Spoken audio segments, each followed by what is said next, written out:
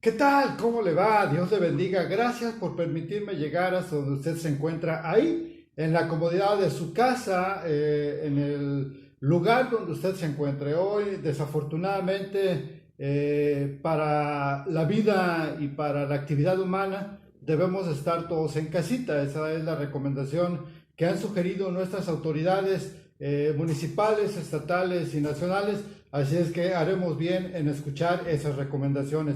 Aprovechando que usted está en casa, afortunadamente era la palabra que seguía, estamos resguardados para evitar lo que podría desatar un contagio, no solamente a nivel nacional, sino a nivel mundial. Así es que obedecemos las sugerencias de nuestras autoridades y nos quedamos en casita. Aprovechando que estamos en casita, queremos compartir con usted una reflexión de la palabra de Dios.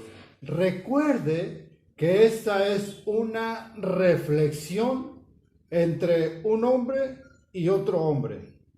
El único que es infalible es Dios. Por lo tanto, todos los comentarios emitidos de forma personal son comentarios personales. Y todas las porciones bíblicas que nosotros compartimos con usted son palabra de Dios, palabra fiel, palabra verdadera. Él es infalible, Él es omnisciente, Él es omnipresente y Él es omnipotente. Vamos pues entonces a la reflexión de este día. Hoy estaremos reflexionando bajo el tema Semana Santa a la luz de la Escritura.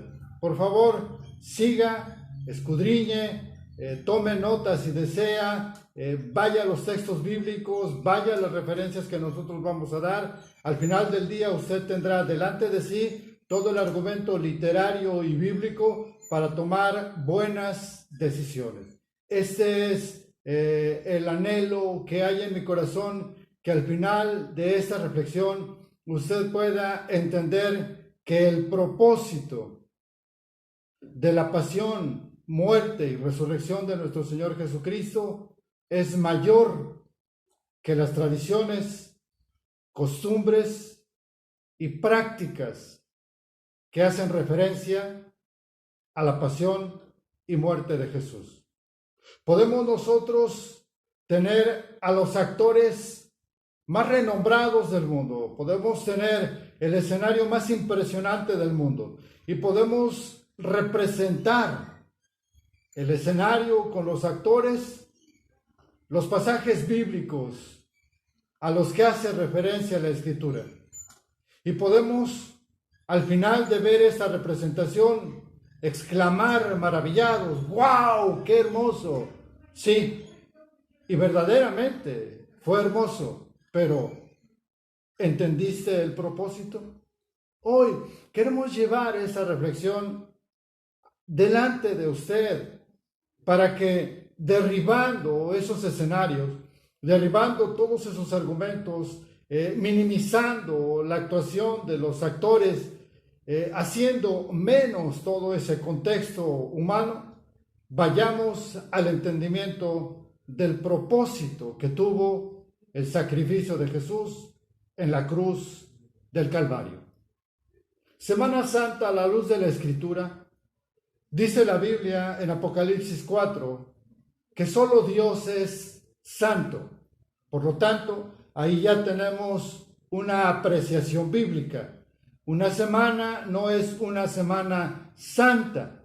Una semana es la suma de 7 días en la cuenta hebrea y es la suma de 7 días con nombres de astros en la cuenta del calendario romano. Usted elige decir día 1, 2, 3, 4, 5, 6 y 7, o lunes en referencia a la luna, martes en referencia a Marte, miércoles en referencia a Mercurio, jueves en referencia a Júpiter, viernes en referencia a Venus, sábado en referencia a Saturno y domingo en referencia al Sol. Por lo tanto, la semana es la suma de 7 días. Solo Dios es santo. Y un día fue santificado por él. Más adelante nosotros vemos cómo es que surge la llamada Semana Santa. Pero bíblicamente solo Dios santificó un día. En Génesis capítulo número 2 dice la Escritura: fueron pues acabados los cielos y la tierra y todo el ejército de ellos.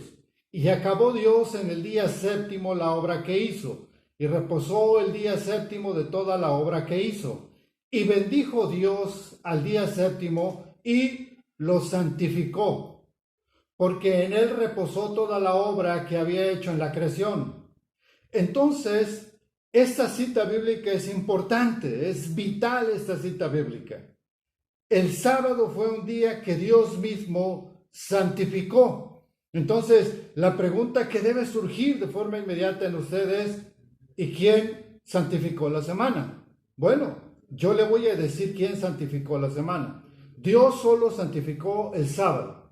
Citamos Apocalipsis 4:8 que dice: Santo, santo, santo es el Señor Dios Todopoderoso. No podemos nosotros tomar de la santidad única de Dios y asumir que la suma de 7 días llamada semana es una semana santa.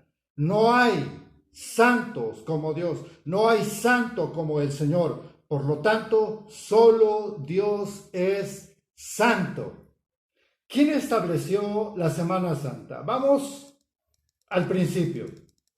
En el Concilio de Nicea, en el primero, en el año 325, donde se llega finalmente a una resolución para este asunto, en él se estableció que la Pascua de Resurrección había de ser celebrada cumpliendo unas normas. Número 1, que la Pascua se celebrase en domingo. Número 2, que no coincidiese nunca con la Pascua judía, que se realizaba independientemente del día de la semana. De esta manera se evitarían paralelismos o confusiones entre ambas religiones. Note usted, por favor, tuvieron en cuenta que la semana judía es por número y la semana romana es, como ya dijimos, por nombres de astros. Y la única Pascua que se celebra en la Biblia es la que tiene referencia en el capítulo 12 del libro de Éxodo. No hay otra Pascua que no sea del pueblo de Israel que sea comparable o paralela a esta celebración de la Pascua que fue ordenada por Dios de forma perpetua en el capítulo 12 del libro de Éxodo. Entonces, la Pascua a la que hacen referencia en este concilio es una Pascua adaptada a las condiciones y al sistema que se apegaba a los intereses de este concilio. Esa Pascua, apegada a los intereses de este concilio, no es la Pascua judía, no es la Pascua de Israel, es otra Pascua. Sí, no tenga miedo, yo no dije algo accidentalmente o porque se me ocurrió decir es otra Pascua, no, es otra Pascua acoplada a los intereses de esta organización religiosa. Que los cristianos no celebraran nunca la Pascua 2 veces en el mismo año. Esto tiene su explicación porque el año nuevo empezaba en el equinoccio primaveral, por lo que se prohibía la celebración de la Pascua antes del equinoccio real, antes de la entrada del sol en Aries. La organización religiosa que promueve la celebración justamente de lo que ellos mismos llaman Semana Santa está más interesada en establecer una costumbre y una tradición de tal manera que todos los hombres converjan en la misma idea, converjan en el mismo sentir, converjan en la misma intención de tener una celebración de Pascua que no tiene que ver con la Pascua judía, pero que finalmente el único interés es que haya una celebración, una tradición y una costumbre, sin entender el verdadero propósito de lo que ocurrió justamente en días en los que el Cordero de Dios fue inmolado. No se trata entonces de que usted entienda el propósito. Se trata de que usted tenga una costumbre y una tradición. Eso es lo que han tratado de hacer desde el año 325 a.C. hasta nuestro tiempo. Ya es hora, ya es tiempo de que usted sepa que es mayor el propósito que la costumbre y la tradición. Entendamos pues el propósito, aún sin la celebración, aún sin la costumbre, aún sin la tradición.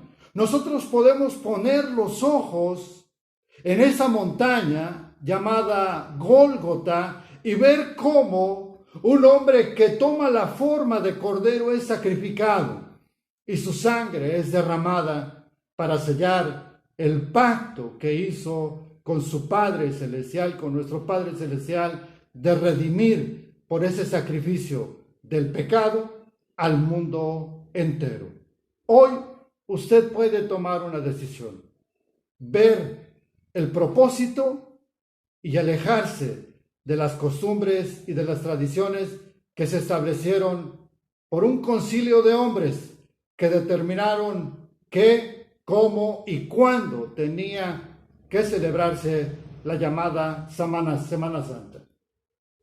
No obstante, siguió habiendo diferencias entre la Iglesia de Roma y la Iglesia de Alejandría. Si bien el concilio de Nicea dio la razón a los alejandrinos, estableciéndose la costumbre de que la fecha de la Pascua se calculaba en Alejandría, que la comunicaba a Roma, la cual difundía el cálculo al resto de la cristiandad. Finalmente, Dionisio el Exiguo, en el año 525, desde Roma, convenció de las bondades del cálculo alejandrino, unificándose al fin el cálculo de la Pascua cristiana. Concilio de Nicea I, primero. Este concilio está registrado, la fuente es Wikipedia, usted puede ir ahí.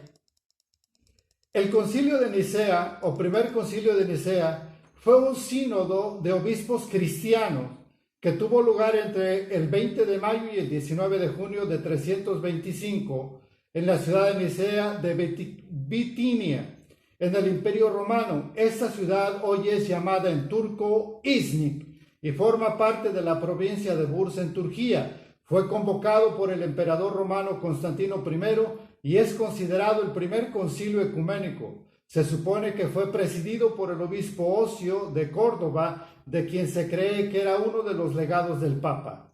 Hasta aquí, con esta referencia literaria, tenemos establecido que esta celebración parte de un mandamiento humano.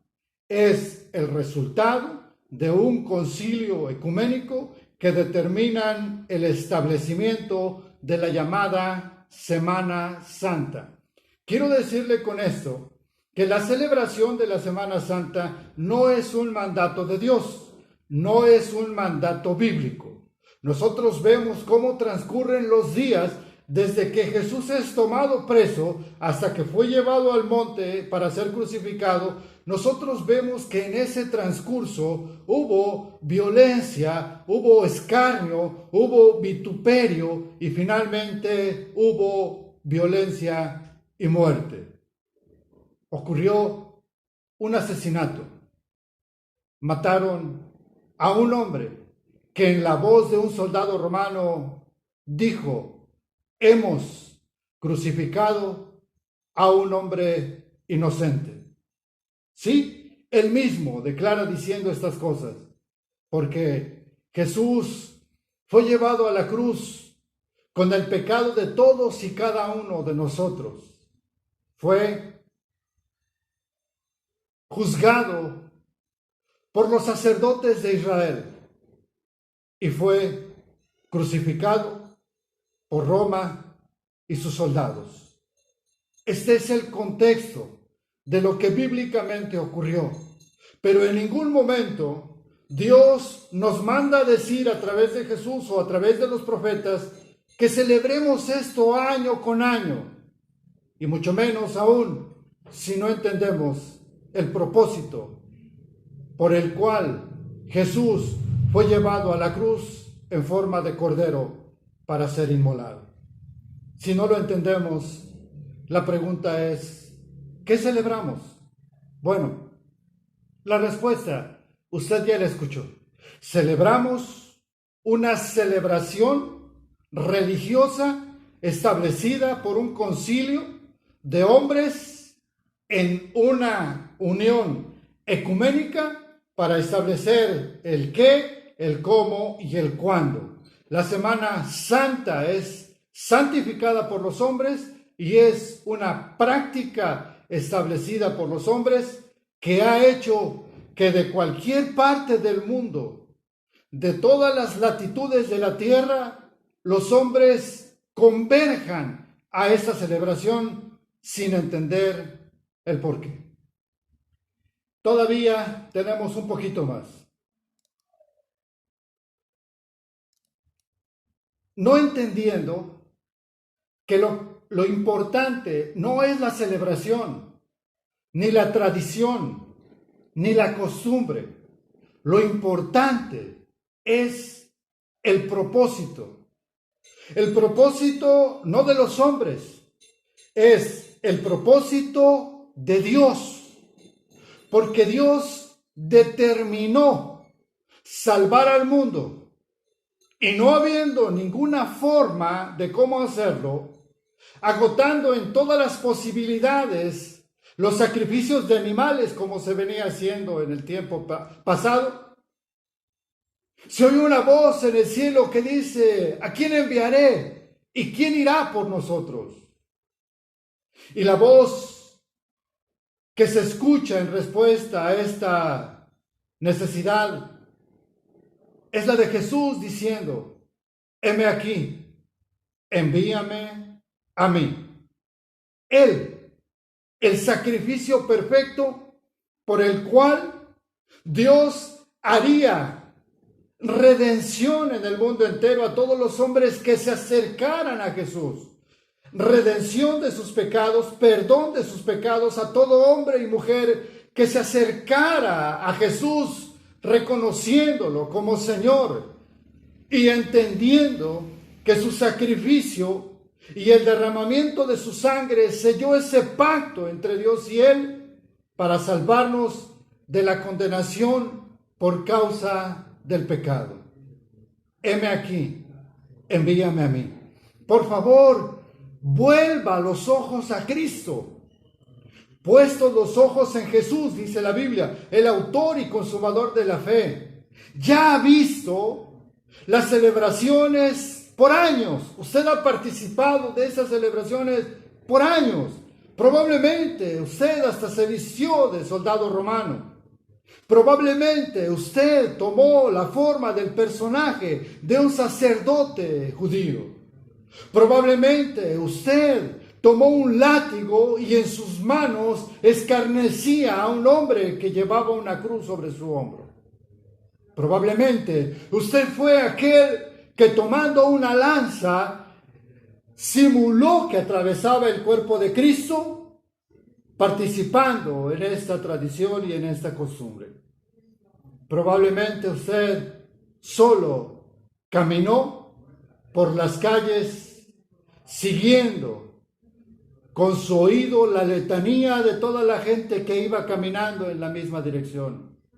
Probablemente usted oyó los gritos de hombres y mujeres que decían, por mi culpa, por mi culpa, por mi grande culpa, golpeándose el pecho.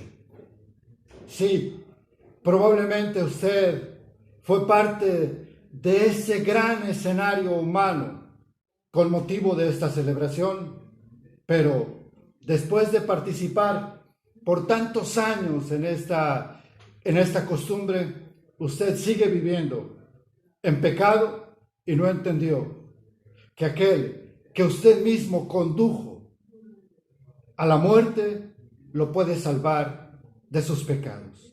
Haga un alto, por favor, en su vida. Borre de su mente y de su corazón todas esas participaciones y vuelva su corazón a Dios, vuelva su corazón a Jesús, vuelva su espíritu, su alma, su cuerpo, su mente a Jesús y dígale: Señor, perdóname porque ciertamente no he sabido lo que he hecho. Líbrame de la condenación de mis pecados, porque tú has derramado tu sangre para perdonarme de todos ellos. Hoy te recibo como mi Señor y como mi Salvador. En Lucas capítulo 24, verso 17, y les dijo: ¿qué pláticas son estas que tenéis entre vosotros mientras camináis? ¿Y por qué estáis tristes? Respondiendo uno de ellos, que se llamaba Cleofas, le dijo: ¿eres tú el único forastero en Jerusalén que no ha sabido las cosas que en ella han acontecido en estos días? Entonces él les dijo: ¿qué cosas?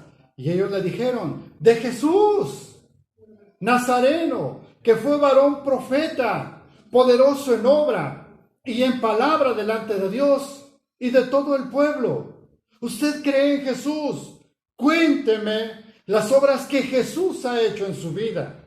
Porque Jesús vino a eso, a manifestar el poder de Dios. Jesús vino a comunicar la gracia del Padre. Jesús vino a comunicar la reconciliación del Padre. Jesús vino a sanar a los enfermos, a libertar a los cautivos, a darle vida a los muertos, a anunciar el año agradable del Señor.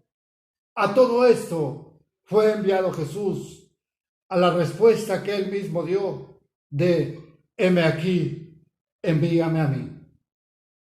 ¿Y cómo le entregaron los principales sacerdotes y nuestros gobernantes a sentencia de muerte y le crucificaron? Pero nosotros esperábamos que él era el que había de redimir a Israel. Y ahora, además de todo esto, hoy es ya el tercer día que esto ha acontecido. Aunque también nos han asombrado las mujeres de entre nosotros, las que antes del día fueron al sepulcro, y como no hallaron su cuerpo, vinieron diciendo que también habían visto visión de ángeles, quienes dijeron que él vive. Y fueron algunos de los nuestros al sepulcro y hallaron así como las mujeres se habían dicho, pero a él no le vieron. Entonces él les dijo: oh insensatos y tardos de corazón para creer, todo lo que los profetas han dicho, ¿no era necesario que el Cristo padeciera estas cosas y que entrara en su gloria? Todo era necesario que aconteciera una sola vez y para siempre, para que después de esto viniera esa remisión de pecados por el derramamiento de su sangre. Pero nuestra generación, desde el Concilio de Nicea hasta nuestros días, se ocupó de la tradición y de la costumbre y se olvidó del propósito.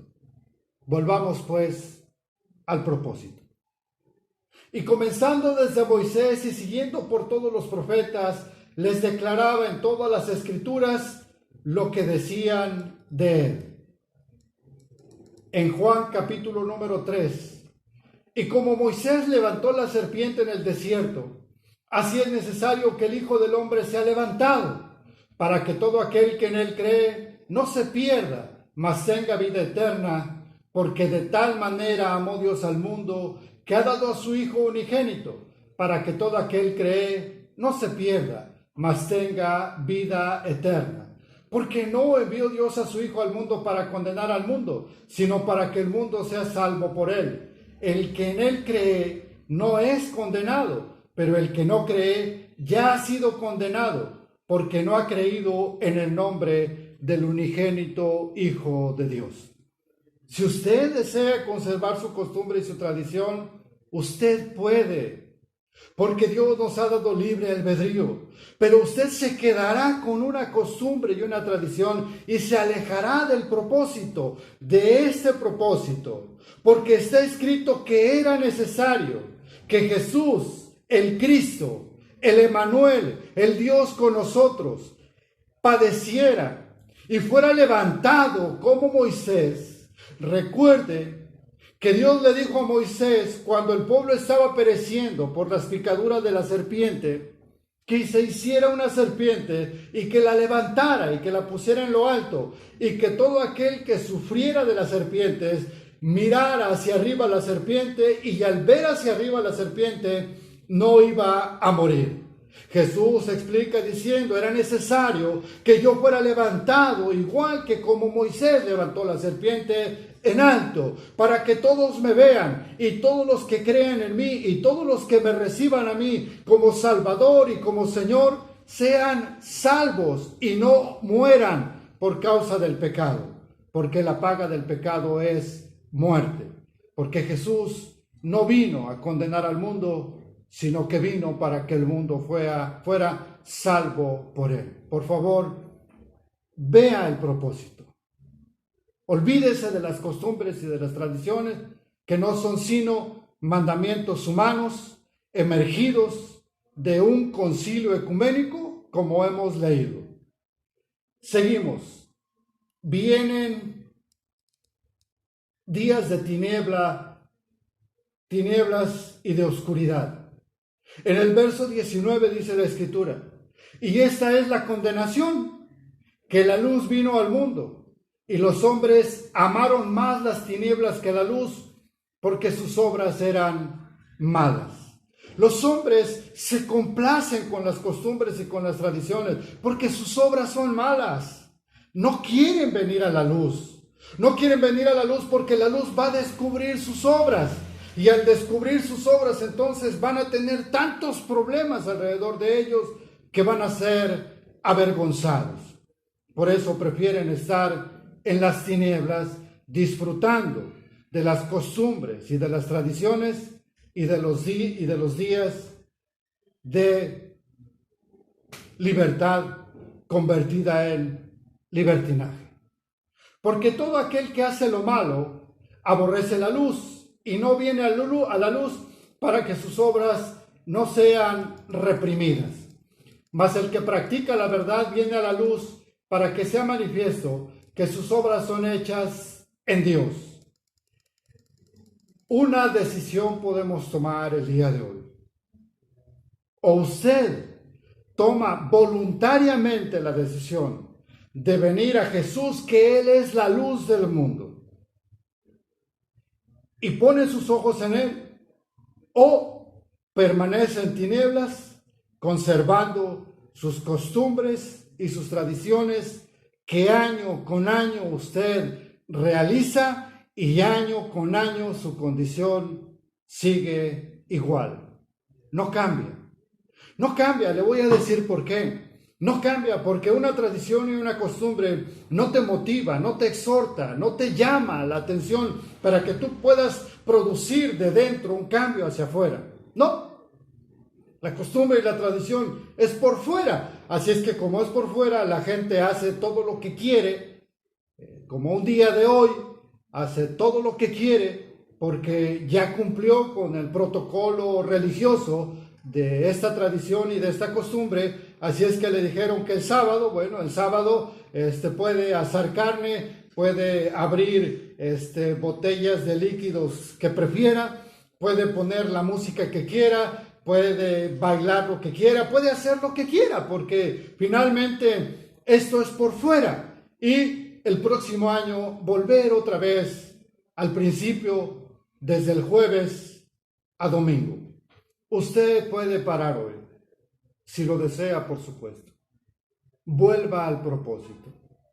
Permita que en este día Dios abra su entendimiento y su espíritu sea cambiado, sea transformado, que su alma sea cambiada, que su alma sea transformada, que venga sobre usted esa revelación que necesita para entender que este sacrificio de Jesús ocurrió una sola vez y para siempre. Usted no necesita celebrarlo cada año. Usted necesita entenderlo una sola vez y dejar que Él mismo lave en su sangre sus pecados y usted viva una vida nueva. La Biblia dice De modo que si alguno está en Cristo, nueva criatura es, las cosas viejas pasaron, he aquí todas son hechas nuevas. Cuando era la hora sexta, hubo tinieblas sobre toda la tierra hasta la hora novena. Y el sol se oscureció y el velo del templo se rasgó por la mitad. Entonces Jesús, clamando a gran voz, dijo: Padre, en tus manos encomiendo mi espíritu. Y habiendo dicho esto, expiró. Este es el propósito. Para esto Jesús vino a esta tierra, para morir por usted y por mí. Para esto vino Jesús. Para esto transitó Jesús en la tierra, para mostrarnos el reino de los cielos, para establecer su reino en la tierra, para establecer y escribir sus mandamientos en su mente y en su corazón, y voluntariamente ir a la cruz y morir en su lugar y en el mío. Vean el propósito y deje de lado las costumbres y las tradiciones. Cuando el centurión vio lo que había acontecido, dio gloria a Dios diciendo: verdaderamente este hombre era justo, verdaderamente este hombre era justo. Y toda la multitud de los que estaban presentes en ese espectáculo, viendo lo que había acontecido, se volvían golpeándose el pecho. Tuvo alguien que decir: este hombre era justo.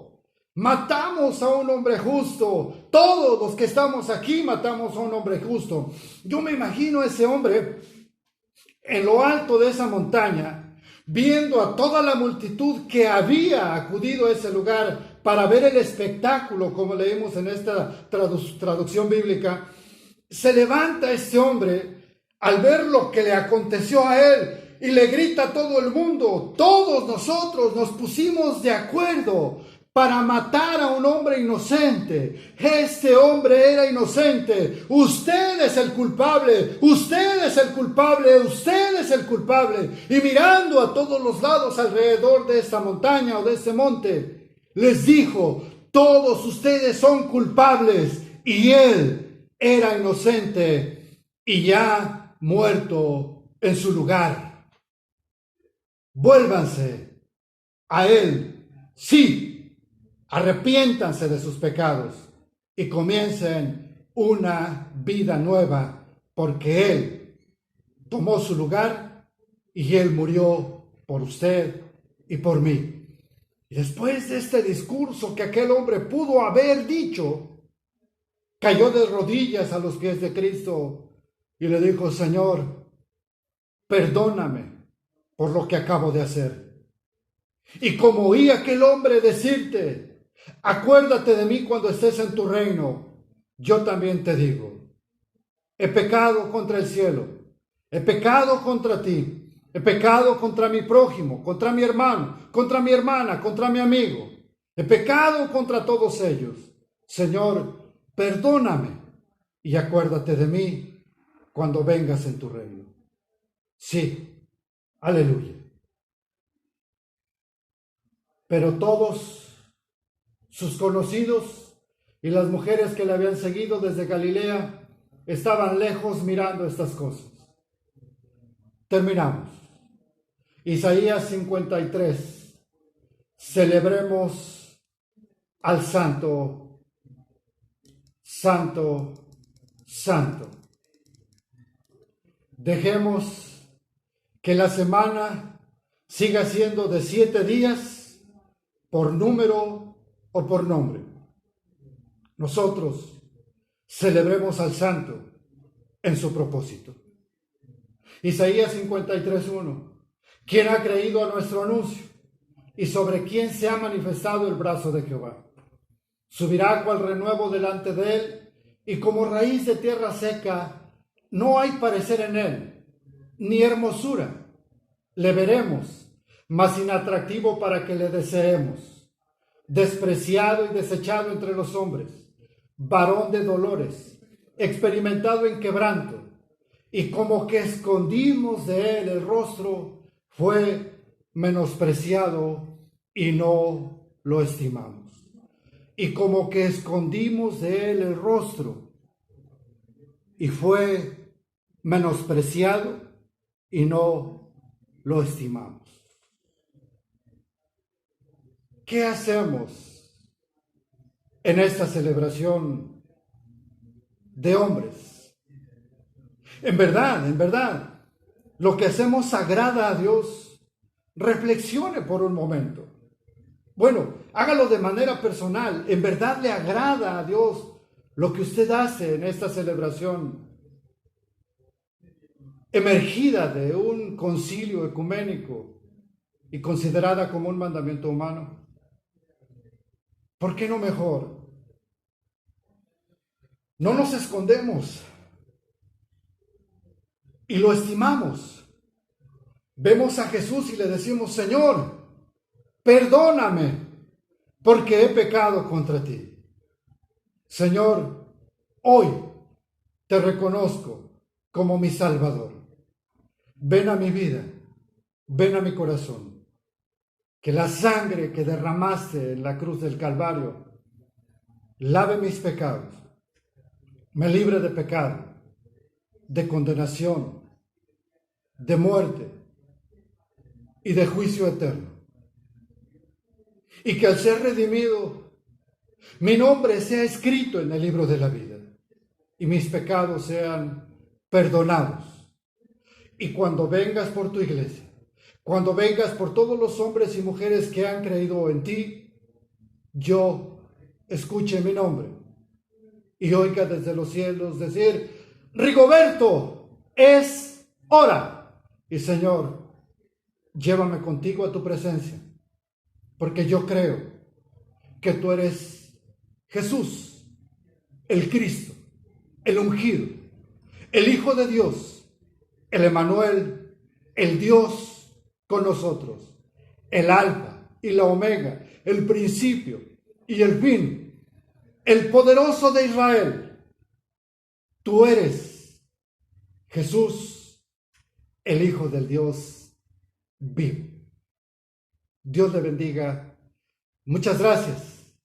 Hasta pronto.